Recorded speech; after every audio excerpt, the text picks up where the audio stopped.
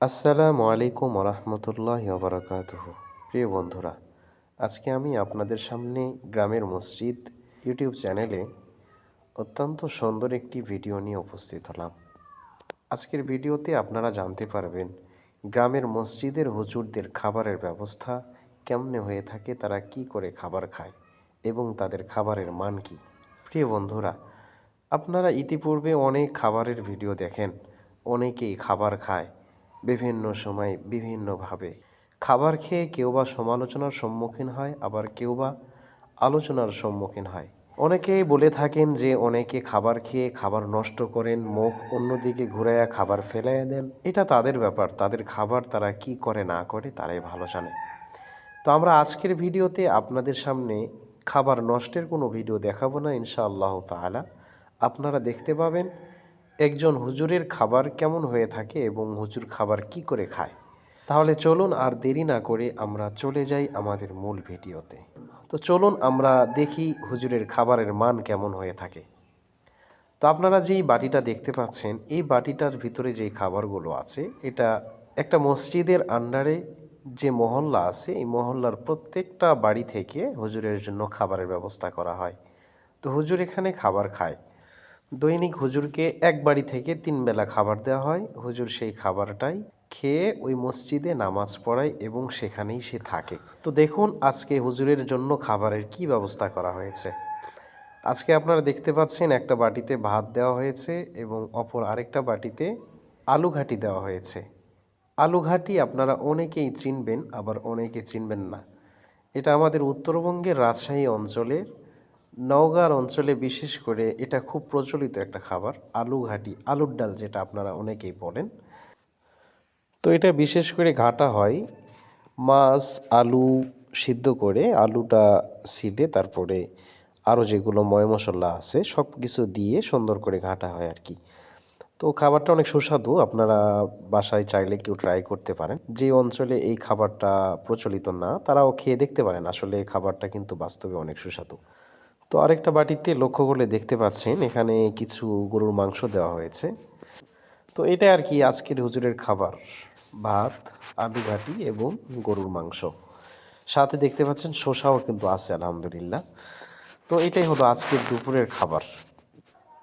তো অনেক ভালো কিন্তু আলহামদুলিল্লাহ। আসলে রিজিকের মালিক কিন্তু আল্লাহ তাআলা। আল্লাহ তাআলা যদি কারো ভালো রিজিক করায় দেন বা কারো রিজিকে যদি ভালো কিছু রাখেন, এটা কিন্তু হাজারো মানুষ চেষ্টা করলেও কখনো খারাপ করতে পারবে না বা কখনো ওই রিজিকটা নষ্ট করতে পারবে না। রিজিকের মালিক যেহেতু আল্লাহ তাআলা। হাদিস শরীফে আসছে কোনো মানুষ যখন জন্মগ্রহণ করে, জন্মের 50,000 বছর পূর্বে আল্লাহ তাআলা তার রিজিকের ব্যবস্থা করায় দেন বা রিজিকের হিসাব ক্লিয়ার করে রাখেন। তো এই জন্যই মানুষের রিজিক নিয়ে কখনো টেনশন করতে নেই। বিশেষ করে যখন আপনাদের নতুন সন্তান, নতুন মেহমান পৃথিবীতে আসবে, কখনো রিজিক নিয়ে টেনশন করবেন না। কখনো এমন চিন্তা করবেন না যে হায় দুনিয়াতে আমার সন্তান আসতেছে, কি খাবে, কেমনে থাকবে। হ্যাঁ, আমার তো নিজেরই কামাই নাই, আমি নতুন মানুষে আবার কি খাওয়াবো, সন্তানাদির জন্য খরচের ব্যবস্থা কেমনে কি করব। এমন চিন্তা পেরেশানি মাথার ভিতরে কখনোই নেবেন না।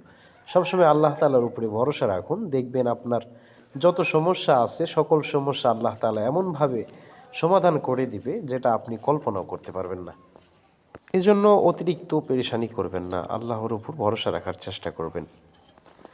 তো প্রিয় ভাই, আজকে আমার এই ভিডিও দেখে অনেকে থাকবে যারা সমালোচনা করবে, আবার অনেকে দেখবেন আলোচনা করবে।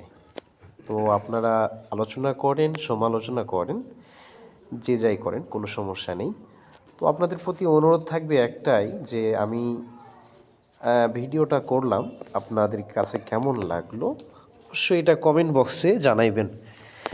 এবং একটা মসজিদের মুয়াজ্জিন সম্পর্কে মানুষ কিন্তু তাদেরকে তাদের দ্বারা যত বড় দায়িত্ব পালন করায় নেন, একটা মসজিদের হুজুরের মাধ্যমে যত বড় দায়িত্ব পালন করায় নেওয়া হয়, ঠিক অতটা সম্মান বা ওই পরিমাণ মর্যাদা হয়তো বা ওই হুজুরের দেওয়া হয় না বা দিতে পারে না মানুষ। কারণ এই সামর্থ্য আল্লাহ তাআলা পৃথিবীর কাউকে দেন নাই। কারণ একজন ইমাম সাহেবের মর্যাদা পৃথিবীর কোনো মানুষ দিবে এটা কখনোই সম্ভব হবে না। কারণ একটা নামাজের যে কত মর্যাদা, একটা নামাজের যে কত সওয়াব, এটা পৃথিবীর যত জিনিস আছে সব কিছুই যদি এক পাল্লায় করা হয় একটা নামাজের মর্যাদার সমান কিন্তু হবে না। এ নামাজের ইমামতি করা কিন্তু এতটা সহজ ব্যাপার না ভাই। আসলে চোখের সামনে দেখলেই মনে হয় যে হ্যাঁ, ইমামতি করা, সামনে গেলাম আর আল্লাহু আকবার কয়েকবার তাকবীর বললাম, ব্যাস ইমামতি হয়ে গেল। এত সহজ না ভাই। নামাজের প্রত্যেকটা মাসলা মাসাইল ঠিক রেখে, প্রত্যেকটা অংশ ঠিক রেখে নামাজ পড়া। আপনার একা মানুষের নামাজ যদি নষ্ট হয়, আপনি ইমাম হইলেন, আপনার নামাজ যদি একটা অংশ নষ্ট হয়, প্রত্যেকটা মুসল্লির নামাজ নষ্ট হয়ে যাবে। এই জন্য খুব সেনসিটিভ বিষয় এটা। অত্যন্ত গুরুত্ব সহকারে ইমামতি করতে হয় ভাই। এই জন্য বিষয়টা অনেক কঠিন, এত হালকা মনে করেন না।